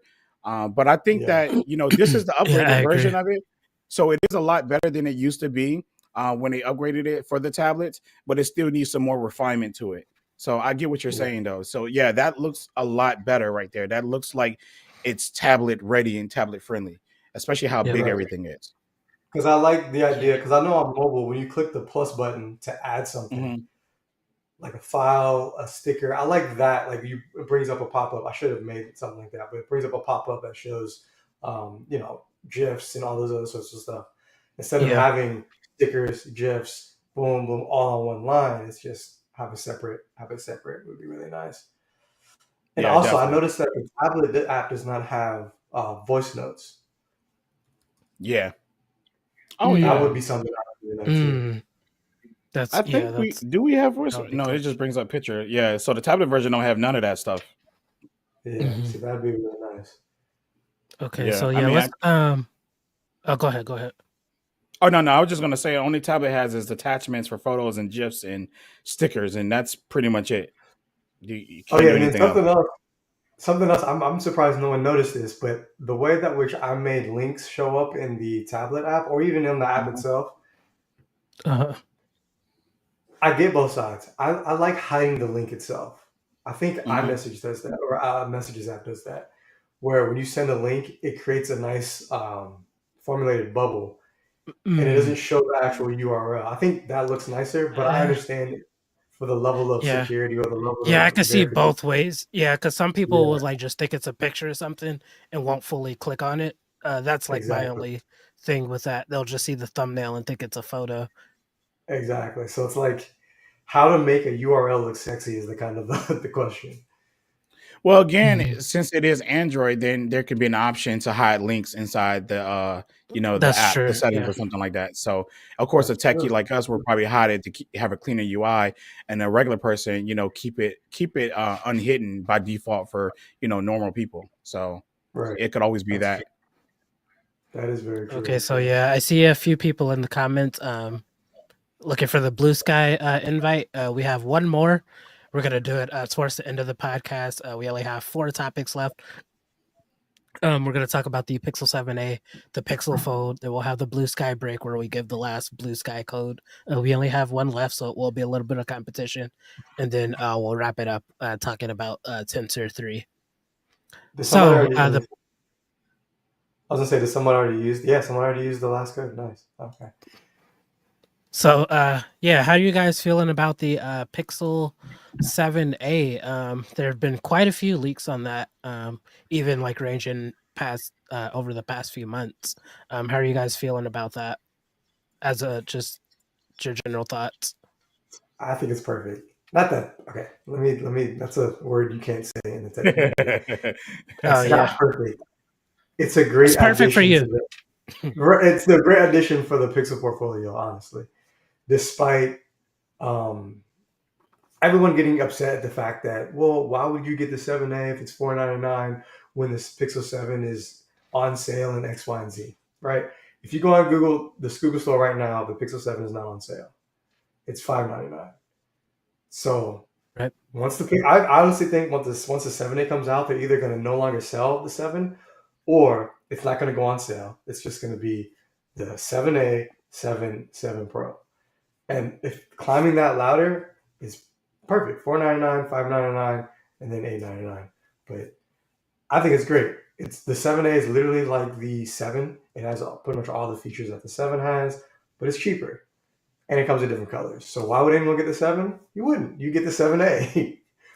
Yeah. I was about to say that. I'm glad you said that because the point of when the 7A comes out, they're just gonna phase out the 7. So I've seen a lot of people on Twitter was talking about why even get the 7 6A when you can get the 7 or to get the 7 or 7A or whatever, vice versa. They're going to phase that out. That 7A is not in the market for people who's looking for a Pixel now. I mean, the 7 is going to phase out in the market for people who are looking for a Pixel, and they want to push you to the 7A because the 8 and the 8 Pro or the 2 8 Pros are going to be the next ones this year that they want to I push you agree. to as well. So phasing Mhm. out the 7 makes sense. And like you said, they're probably going to do an Apple move and remove it from the website because Apple does it all the time. They make a new phone. Think about it. When the 13 Pro, when the 14 Plus came out, or the 14, they removed the 13s off there. You couldn't go back up there and buy the 13s for them unless you wanted to buy refurbished or something like that, because they knew what they were doing. They didn't give you that option anymore because they Right. had a new phone that they were trying to push. Google, I mean, why are they exempt from that? Why can't they decide to? Because if you want a better phone, we all wanted a better 6A, right? We literally wanted a better Yeah. 6A. And people complained about the refresh rate and this and that to third. So they They gave think you an what you upgrade is going to complained be about. free. They think an Yeah. upgrade is going to be free. Yes. So they gave you what you complained about. And now they set a new price tag for it as well, but you got what you wanted, right? So now it's Right. time to phase out what you didn't want. And now moving forward from the 7A, 8A, 9A, this is the device that you're going to get now. So why is everyone upset about this situation? I don't understand that argument at all. Don't Literally get it. every aspect in the 7A is going to be significantly better than the 6A. I don't understand why people are Exactly. upset about. I don't understand why people are upset about the price going up. Like, what do you want? What, you don't want Google to make money? What do you want? Right. I don't And so, understand. like, let's just say, like, and I'm gonna play devil's advocate. Let's just say they Okay, keep the go ahead. 7 on stock, right? And let's say they keep having sales for the 7, right? And the 7 ends up being cheaper than the 7A sometimes, right? Mhm. Is that a bad thing for customers? Oh, Well, you if the talking about keeping 7 the is cheaper 7? than the 7. For if the 7, if they kept the 7 and they kept having sales for the 7, even though the 7A is out, right? For the customer, as a user, is that a bad thing? I wouldn't say I wouldn't say that, because to be honest with you, the customer will only think about the price. That's it. Right. A person Right. like us would think about the tech and the price. Right. So for the average person, no, it wouldn't be. They're just, that one's cheaper. Why that one more? That's the next question they're asked. And they're like, oh, it just got 120 hertz refresh rate. What's that? Oh, you can't see it? No. Well, let me just get that one. I mean, that's the conversation that you have. Exactly right. And I don't think that's a bad as a customer. That's not a bad problem to have. A lot of the It's arguments not. people were saying were like, "Well, that's stupid because Google should make people buy the better one or spend more money." I'm like, I get it. You're trying to speak for Google, but like, you're a customer right now, right? Like, Right. focus on what works better for the customer, and if the older device that doesn't have that big of a difference from the newer device is cheaper, then just get the older device. Just get it. I don't see it's not that big of a problem. And again, we're talking about average It's going to consumers. be We're not talking cheaper about when tech that comes people. out anyway. Yeah. Yeah, it's crazy. But I just wanted to just bring this up to show literally every aspect of the devices, every major aspect of the device is being upgraded. You get better screen, higher refresh rate, new CPU, more RAM. Storage is going to have another option. The camera is going to be a more updated camera. Battery life is going to be better because of the Tensor G2 over the G1. Wireless charging, that in itself is a price increase. Yeah. I don't understand why people are upset about that. Man, I'm telling you, they want everything. Like, it's crazy because at one point Google makes stuff too cheap, they tripping. They make it too expensive, they tripping. I mean, it's like they can never win. But Samsung and Apple can throw up prices at any point, and people just go out here and just buy it, and not a problem with it. You know, I don't get it. Like, let Google continue to make whatever prices they want and whatever decisions they make as far as these phones, and just buy it or not buy it. Because half of the people that complain about this stuff are the ones not buying it. To be honest with you. Like, I haven't complained. Look, man, I complained about the iPhone 14, the little dynamic island, right? So I didn't buy it. I decided to stick with my 13. I don't feel like I want to go to the dynamic island route or whatever like that. Do I think that jank cool? Yes. But then one day I actually looked at it and went to a store and I actually seen people out here with theirs and I looked at content on it, like YouTube videos. I was like, oh, you know what? That jank ugly. I don't want that in my video. I don't want that big cutout in my videos. That was a whole determining factor for me not to buy that phone because I would rather deal with the notch on my iPhone than deal with that big old hole in the middle of my content. Because at first I loved everything about the dynamic. I was like, yo, this is pretty cool. It's pretty cool. And you know, it ain't like revolutionary or anything like that, but it was a cool concept and I like it. You know, but if I'm not using my phone that way, then and I'm using it as a media device, then now it's a problem because now I got this big giant notch or cutout. So that was a buying factor for me. But you don't have to buy these devices if you have an issue with these devices and you're worrying about what the company does. Again, everyone complained about the Pixel 6a not having this type of refresh rate, not having wireless charger, not having this at that price, which is insanely crazy. So Google gave it up $100 price tag and gave you everything that you complained about. And now you got a much better device that I still think is worth it. I still think it's the best Pixel to get. And on top of the fact that, let's be honest, no one's going to be paying that actual price tag. They're going to trade in their phone. Nobody. Not even just trade in. No. Let's think about regular customers again, because we're talking about us again. We trade in stuff. Yeah. The regular customer will walk in T-Mobile, Sprint, they ain't here, Verizon, AT&T, and finance that jank for like $13 a month. Don't get it twisted, bro. They ain't buying that straight up. $13 a month for that phone. Yep. With zero down. So let's be realistic. Let's be realistic. Let's go real. That's only us. That's us doing the trade-in values. Bro, that's what we care about. Facts right there. That's real. That's real. I'm trying to tell you. That's real. And to be honest, it's really us, like tech nerds, that are kind of complaining on Twitter or whatever about all these prices. Yeah. Or whatever. But if you really walk up to a random person or whatever, they're like, it's not that bad. Okay, that's cool. Exactly, man. Imagine your mom or your dad walk up to you and say, "Hey, man, what's going on my refresh rate?" Like, I'm gonna look at my mom like, what you know about refresh rate? You know, like, exactly. Right. It's not happening, bro. It's not happening. Like everything. I'm telling you, these are the words I want to die that I don't want to hear anymore. Refresh rate, Geekbench, bezels. I'm sick of those words. I'm sick of those words. Oh, yeah. I'm sick of those words too, bro. I ain't gonna lie. I think bezel is valid. I don't listen. For as much as you look at your phone's if it's less bezel, that's when I'm complaining. I'm sorry. I complain when it's less bezel, not more bezel. Because I like, even right now, my Galaxy S23 Ultra, right? I'm a person that be like, I don't like that it's not flat and that it bleeds over on the side, because when I'm using S Pen at the edges, I have problems. Then there's those other users. Well, I don't have a problem with it. I don't use it at the edge. Well, I do. So it's a problem for me.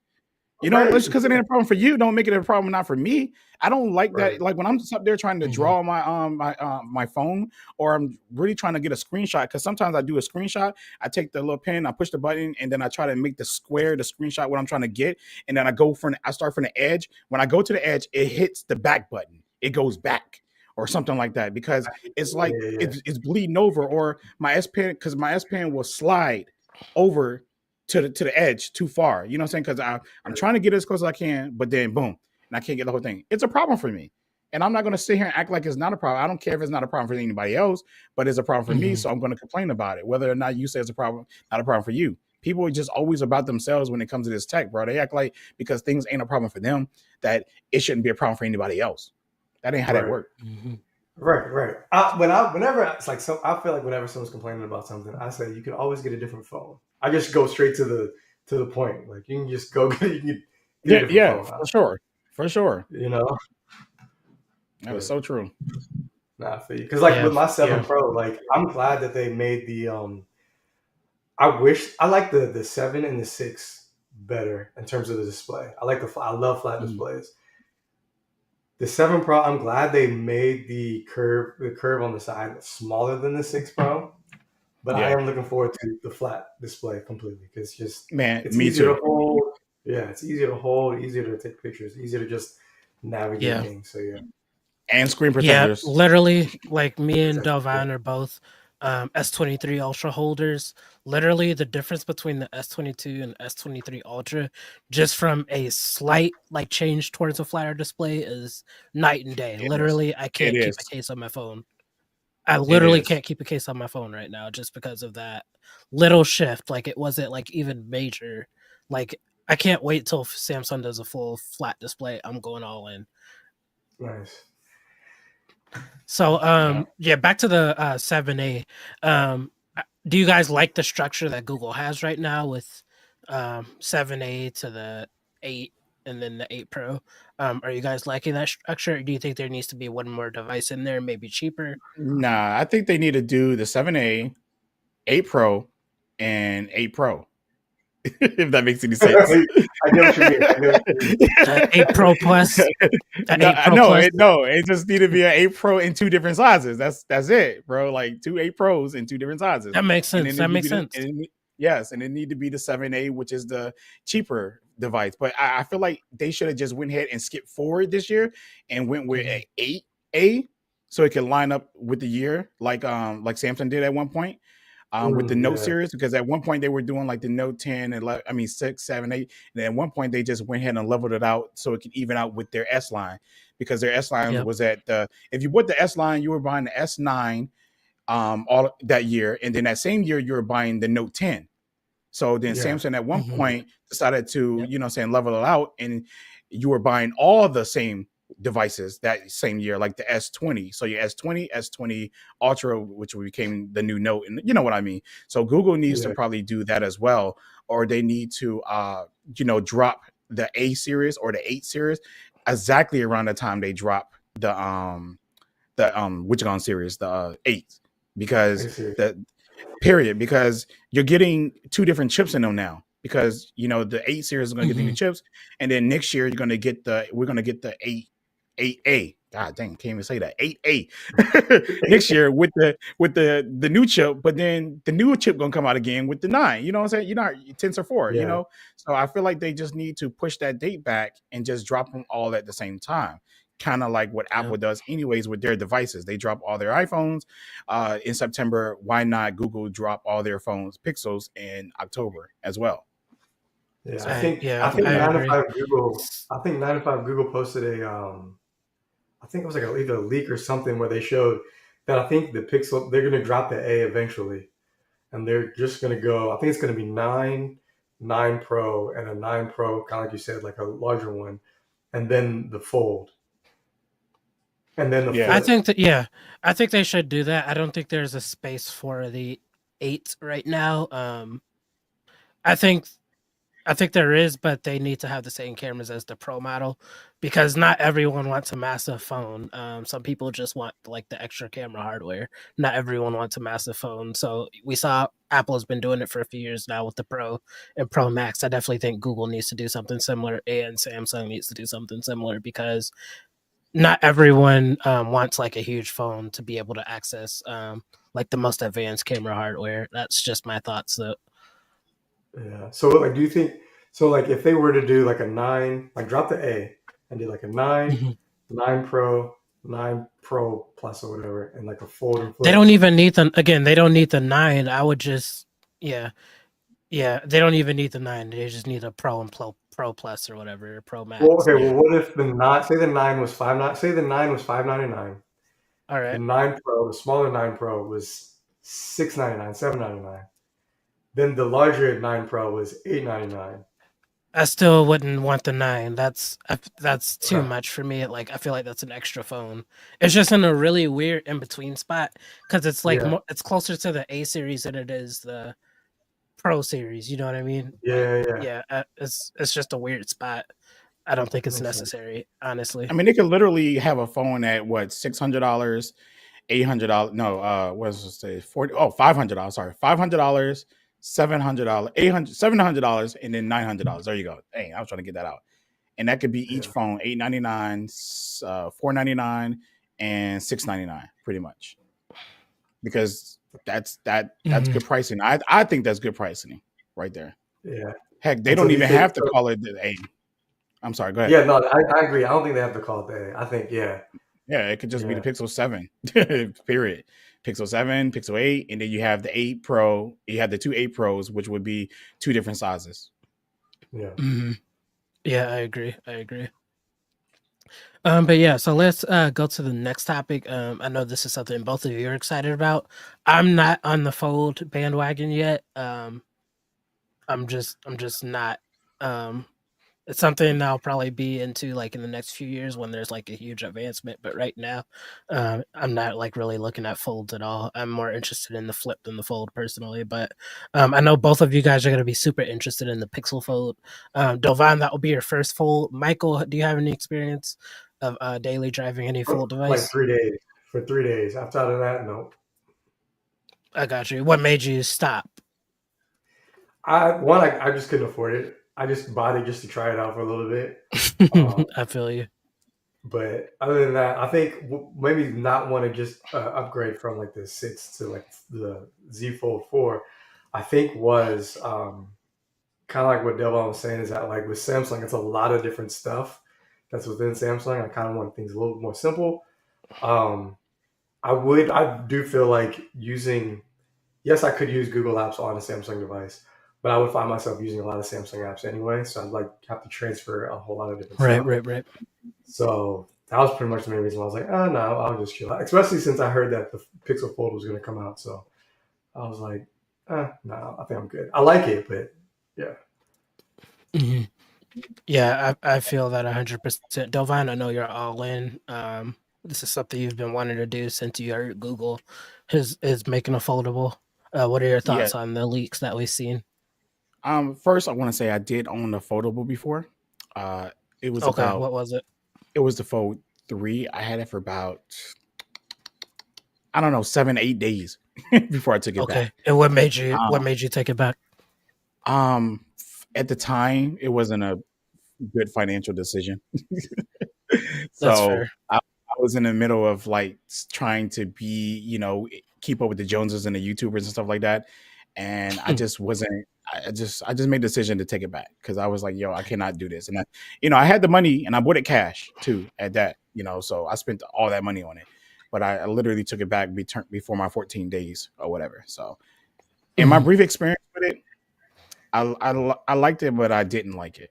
I didn't like the narrowness of the screen. But Yeah. let's go ahead and fast forward today.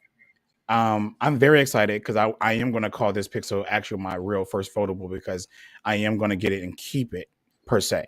I don't know if it's going to be good. If it's not good, I will return it because y'all know me. Even though I love Pixel, I will buy something else that works better for me. And if the Pixel Fold isn't working Mhm. for me, then I'll go with the Galaxy Fold because I am a little disappointed that the Pixel Fold isn't getting a stylus because I want a stylus because I could see myself unfolding that thing and drawing. I could literally see myself doing that, but I won't be able to do that with that. Yep. I mean, obviously I got to buy a third party, but nobody like third party stuff. But anyways, I'm fine with the design. I'm actually fine with the bezels. I never ever been a person who complained about bezels. I know this is a hot topic on Twitter right now about these bezels. And personally, I never complained about any of my tablet bezels. I never complained about any of my phone bezels. Only time I started complaining is when these bezels got too freaking thin.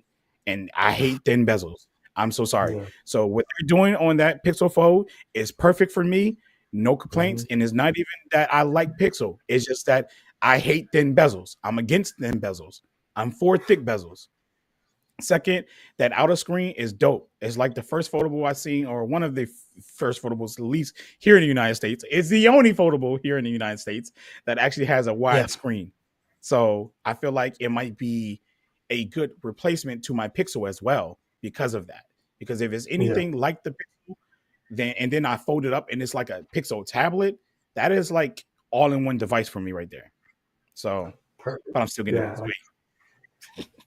No, I can't wait till the Pixel Fold. I like because I commute every so often to work, about an hour and Mhm. 30 minutes into work, and I see Oh people wow. with tablets.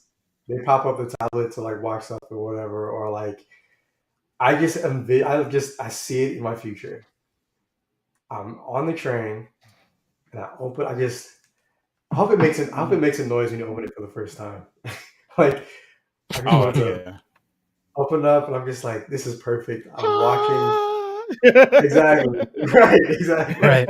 I get to watch it. I get to read something. I can text my wife. I can just I just envision that level of like just productivity, just usefulness throughout all of that. It just I just Hey man, can you imagine like I have a lot of meetings, at my job and stuff, right? Just imagine me just going to the table, put my phone down, and then the boss be like, "Hey, man, I need y'all to jot some stuff down," and I just open my phone up and pull out a stylus and just start writing.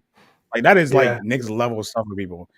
People were shocked when I was at the last meeting I had, and I pulled out my S Pen out of my, my Galaxy phone or whatever, and they were like, "What? I got a phone?" And it's crazy that people don't know still, but they know Samsung.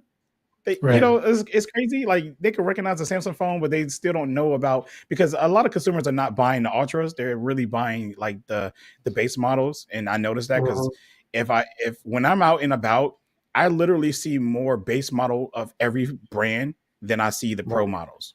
Yep. You know, Same. and and and I hear a lot of people say the pro models sell so good, but it's like it's not the ones I see the most. It's literally Nope. the cheaper models that I see everyone with. Yep. Mhm. I totally agree. Yeah, Yeah. I think I'm definitely getting the white one for sure. I'm getting the white one. I actually If saw I can I still feel like hear, if he I might be happy, but I'm gonna go white this time. I'm I definitely actually don't go. I don't like their black. yeah, yeah, no. if I And I ever actually go oh, go ahead. My bad.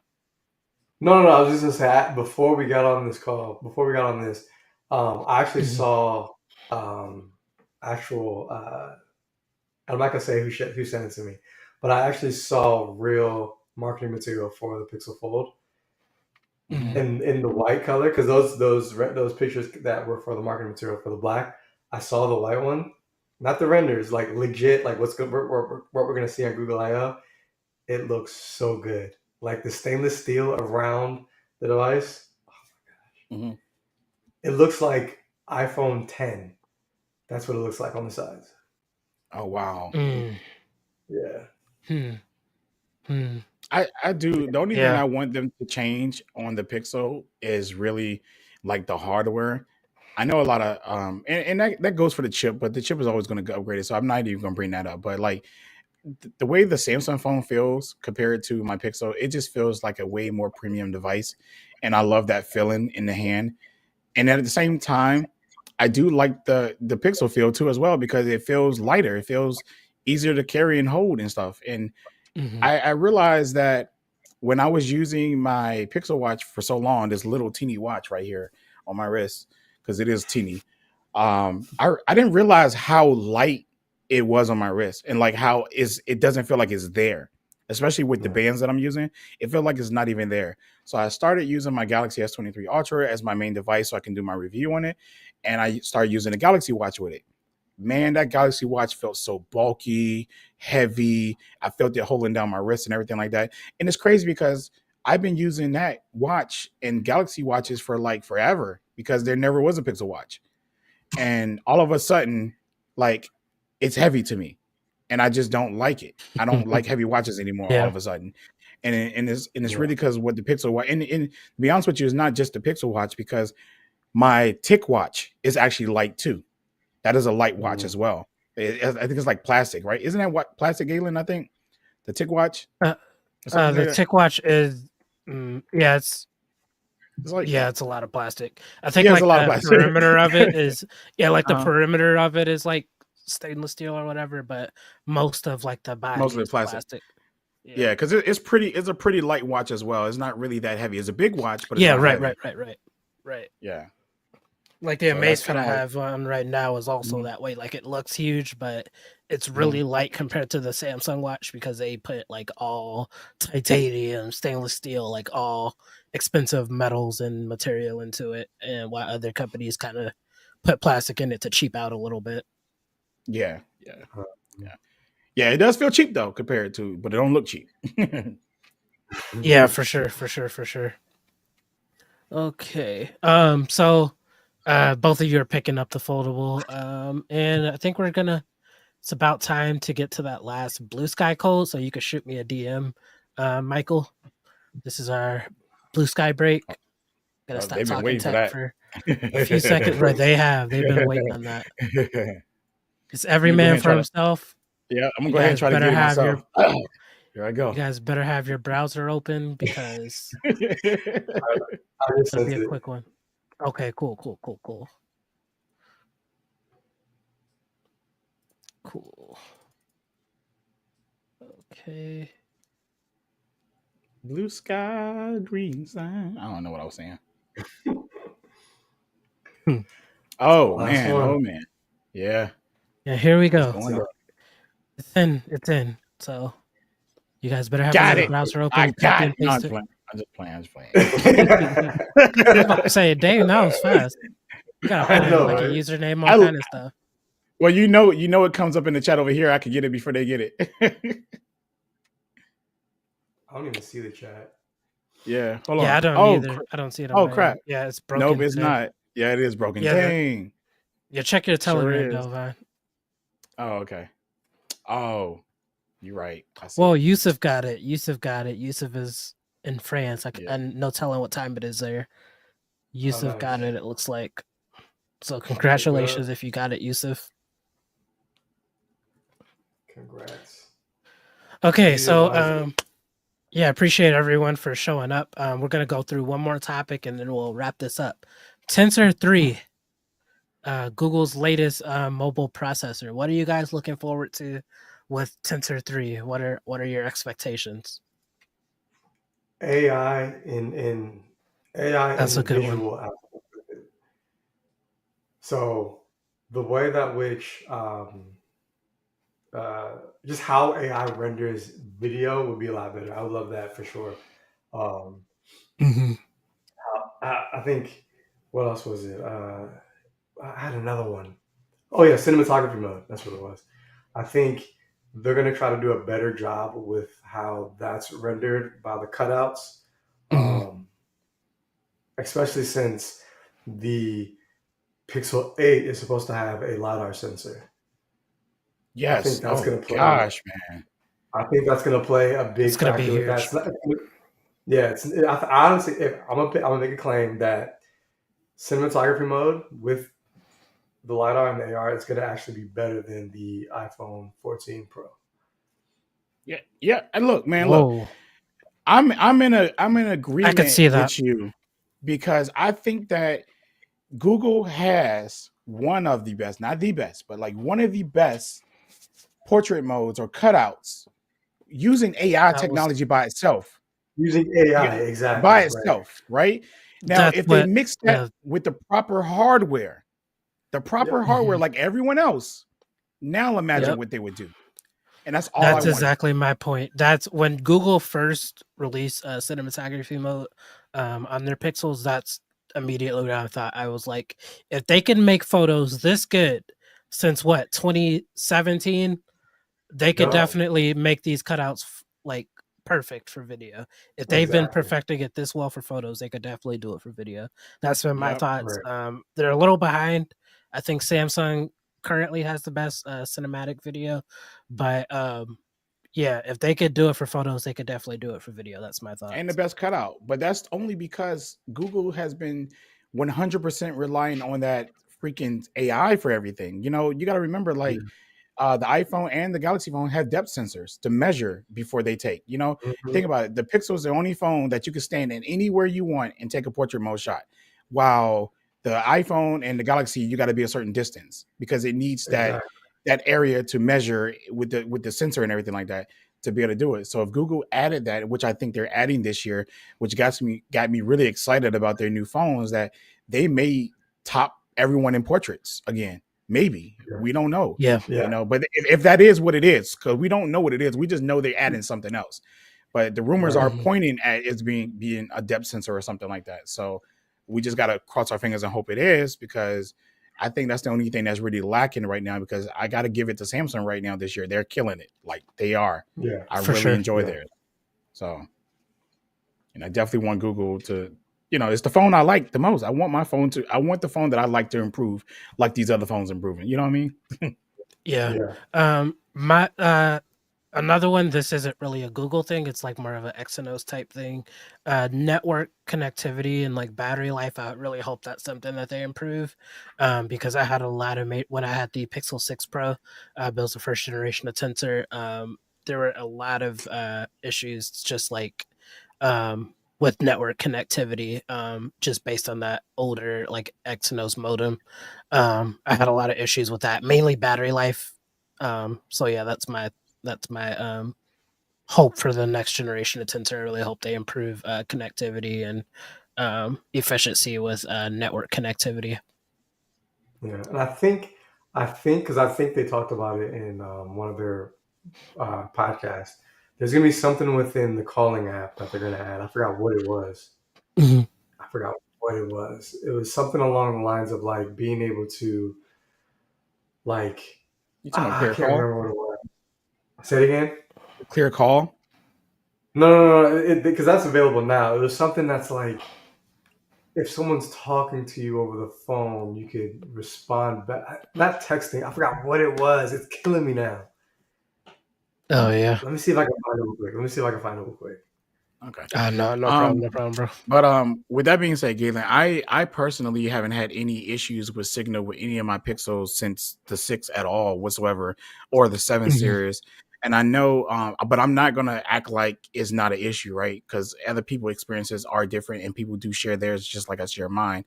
But I haven't had Mhm. any signal issues, at least where I'm at, as far as my Pixels or any of my devices for that matter. Yeah, it So, like, wasn't so much the signal, it was how much Mhm. power these network was taken away from the phone. That's what the Yeah. issue was. It was like super noticeable, like switching from Wi-Fi to Hmm.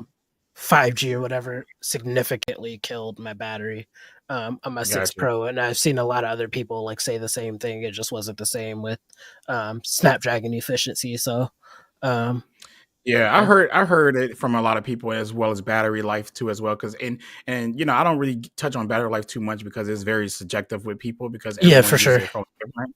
So there'll be people who be like it's trash is bad. For me, it has never been bad because I'm not a heavy person on my phone, especially like when people who Mhm. game on their phone and do other thing. I do none of that stuff. So like my battery normally lasts as a day with any device that I mostly use. The only time when battery is really bad is when there is an actual bug that's causing it to drain for me. But out of basic usage, I can go a whole day on my devices. So um, Mhm. the improvements I would like to see, like Mike said, is really in the AI department, at least for me. But for the sake of everyone else, I do want them to increase in efficiency because I mean, who doesn't want that? And I do want them to have better Yeah, battery. Who for doesn't sure. want that either? Because I'm not like blind to all this stuff. I do want all of those improvements too. But I love my Pixel because of the AI stuff. And every iteration of Tensor, I want them to improve that. That is my biggest thing. Yeah. Uh, as far as gaming and all of that stuff like that, I don't really care if they never have a phone that can game. That's me personal. But Yeah. I know other people want a Pixel and want a game, so I understand. Yeah, I have a question for you and Michael. Were the first two Tensors, Tensor 1 and Tensor 2, did they have a different version of the Exynos processor, or was it the same with like Is the one and two I is don't know. different because I that I know know the of. 3 okay, I know the 3 is gonna be a completely different one. I wasn't sure if there was a difference Oh, I between didn't know 1 and that. 2 Yeah, I didn't know that. Wow. outside of the AI. Yeah, But three yeah, I've is seen supposed articles. to be the chip that everyone complained about and wanted. It's going to be more power efficient, more Yeah, powerful in more gaming and cores, all that. yeah, Yeah. cores and all that. This is what everybody Wow. wanted. To me, it's just another chip to me. I'm be honest with you because the chip Mhm. I don't have complaints about the chip currently now. And like I said in a lot of my videos, the reason why I love the Pixel so much is because it's the first phone that I've used. I feel like a smartphone. All the other phones just feel like a cell phone, and this one feels like a real smartphone because it does smart stuff and is basically built around that chip or the AI they put in there or whatever they did. I mean, everyone telling me it's not, but I don't really care. Whatever Google did, that's what I want out of a phone. And I want every phone to be as smart as the Pixel phone. So I'm just saying. Mhm. Yeah. Yeah, did you So find I what think you're looking for, Michael? I did actually. So in the Oh, let's go. podcast, they were teasing about how yes, the AI in the call app can do like spam filtering and that sort of thing. But he was hinting at it was hinting at AI being able to do something with that information that it gathers at the same time. So, for instance, say if you called me and I was in the middle of a meeting or something, or I had my phone on Do Not Disturb, and the AI, you would hear the call assistant just like ask you, okay, what is this call about? And if it sounds like if you share what the call is about, it won't just be like a voice recording of what you said. It will be like either a text message or like Converted to text. a calendar addition to your calendar or something like that. That I was just about to say that. Yeah, yeah. Man, I that's could yeah, dope. see AI being that powerful, like just having like a general conversation with somebody, like over the phone, be like, "Hey, let's meet at 6:30 at Pizza Hut," and it's automatically setting a reminder. So it's something like that. exactly. Yep, yep, Okay, yep. I see what you're saying. That's Yeah, dope. That would be that's dope. what it sounded like he was hinting at. He didn't say exactly those things, but it sounded like he was hinting at there's more that the system can do to filter out or like I see what have you're those saying. actual bot conversations. Yeah. So is the Pixel Fold gonna have Tensor 3 as well as the 8 No. and 8 Pro? Well, Okay. it's rumored to have two, unfortunately. And if Yep. I Okay. wasn't, and I'm gonna say this now because a lot of people is like, yo, it's crazy that they dropping that with Gen 2 and not Gen 3, and people are buying it, y'all crazy, y'all crazy. If I was not a tech creator, okay, if I was not a tech creator or creator, You let me wouldn't just say know. that. You wouldn't know. I no, it's not even that I wouldn't know. Yeah, that's one thing because you just brought that up. I wouldn't buy it. I just wouldn't buy it because like I like Tensor 3, the rumors that I'm hearing about Tensor 3, I would prefer to have that. So that means I would buy the next year fold, not this year fold. But because I am a creator, I'm Mhm. gonna buy it. I mean, people are going to look for people to cover it. I want to be one of those people covering it. Plus, I don't have a problem with Gen 2 now. I don't have a Yeah. problem with Right. it. So if the people, there's people who have a problem with it who never owned it, and there's people who owned it who had a problem with it. But I don't have a problem with it. It never let me down. So I don't think the fold is going to let me down in that sense of performance and everything else. It's just that, do I feel like I need it? I don't know until I get it, and I won't be able to judge that until I get it. So time will Right. tell. That's fair. That's fair. Yeah. Uh, No. Because for me, I honestly think that, and I'm hoping the Pixel Fold is really good. Once I get it, I probably won't upgrade my next phone until honestly, I want to hold on to it for 2 years. I really want to. I feel mhm. like this would be, because I've been waiting for this type of form factor for a while, and I've been kind of like not burnt out, but just kind of like the changes between each year is getting smaller and smaller. It's kind of like right. And I like the idea of like just being like, I think I'm just gonna be content with the fold for a while. Yeah, I see It's what you're it saying. like folding devices are so cutting edge. It's like it's kind of like you can chill for a minute. Mhm. Yeah, Right. yeah, So, I get you. yeah, I think I'm gonna wrap it up with just one more. We have a bonus. This is out of the schedule, but what are you guys looking forward to, like with the latest Pixels, the Pixel 8 and 8 Pro? What type of design do you want to see? Like, just give us your perfect 8 Pro. Futures, anything. Is there anything you're looking forward to upgrade over the 7 Pro? If I were to not do the fold, if the fold didn't exist, That's fair. it would Yeah, be a flat screen for the 8 Pro for sure. 100%. Yeah, me too. It would be for the lidar sensor that's going to be there. So like taking good portraits, like just thinking about taking good portraits with real tone, with our complexion. Like I'm just Yeah, right. it's crazy. Also with like the screen size. Also the screen size on the Pro has got a little bit smaller too, which I do like. So I think Yeah, those are the main three things I'm really looking forward to. that's what's up. Um, Yeah. Delvon, anything you looking forward to or want to see in the 8 and 8 Pro? man, flat screen. I Easily, want this that's an thing to easy be one. Yeah. Yeah, I want this thing to be squared. I actually like the box design. I want a lidar, like he said. Mm, Mhm. I don't really care about no telephoto zoom, zoom, zoom. Don't really care. I barely use it up here. Actually, I do want to. I do want 50 megapixel raw files. I do want that. Okay. Uh, I do want a brighter screen. I know it gets bright. It's fine. I don't really have a problem with it, but I'm not against a brighter screen. Mhm. um, let's see. I want a headphone jack back. I know I ain't getting that, but I just want to throw that out there anyways. We know we ain't getting that. I'm still gonna say it though. You're not getting that one. I got high no, quality really headphones You over with. not Bluetooth. I know, man. I hate the dongles. And Wait, did they drop the headphone jack with the 782? Yes, they did. They recently did that one too. Unfortunately, wow. Yes. Yeah. Man, I mean, to be honest with you, man, that's it. I mean, more AI smart stuff. That's, I guess, more features, but that's other stuff. But that's just the hardware stuff that I care about. Really, is mainly that stuff, and I'll be happy. Yeah, I find it interesting how like none of these were like software related, just because it's the software's fine. We've peaked. They did, bro. I'm telling you, between the software is fine up here, man. I mean, it's not fine for everyone, but my experience, it has been totally fine. I literally want hardware changes. Literally, that's it. Hardware changes. I'm happy. That's fair. It, all right, and it's funny because a lot of the software features that we probably are going to get with the 8 are going to end up trickling down to the 7, 7 Pro, and the 6. Yeah. You know, so eventually, it will. So I think that's about it. Have fun talking with you guys as always. Appreciate you, Michael B. Tech, for coming through. Again, congratulations on graduating.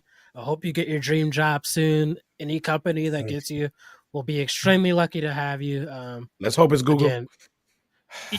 Again, Google needs to, for real. You need to it'd be good to have an inside look. Own the Pixel division. That's it'd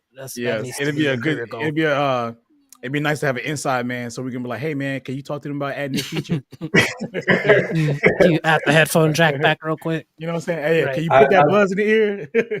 I feel like I'd probably go missing for a little bit, and then I'll poke my head off a little bit. Hey, it's cool, man. Look, as long as you stay in my inbox, bro, we good. I don't care how many times you beat me. Right. I just need to shoot you a text and be like, look, man, that headphone jack. That's what I need to whisper to you. You just give me thumbs up, thumbs down. That's all I need. That's it. But we appreciate everyone who came by. We will try to be on in the next few weeks. Don't know who our next guest will be. I actually have an idea. My first female guest, me and Devon talked about her before. That will be a surprise. She's been in contact with us, just had a busy few weeks, so we will try to get her. Any guesses, Michael? Who do you think that is? I'm just really curious to see if he knows. First female guest on the podcast. Let me get a guess. I feel like her name is Joanna. Ooh, really good guess though. Oh yeah, that is a good guess. That is a good guess. That's a great guess. No, but JoJo the Techie would be really nice to have on the podcast. Okay. So let's just wrap this up. Again, appreciate you, Michael. Appreciate your time. We've been talking for like almost 2 hours now. This is one of our longer ones, but it's definitely worth it. We talked about everything we wanted to talk about with you, so appreciate you. Appreciate my co-host Dalevon. Keep doing what you're doing. Indeed. Again, I'm gonna have to get some of those lighting tips. I got you. Yeah. So you got a lot going on over there. Yeah. Dalevon, you could close it. I can't. Yeah, Dalevon, you could close it. I can't close it on my end. All right, doing it right now. All right, everyone. Peace out. All right, y'all. All right, man. Thanks, guys.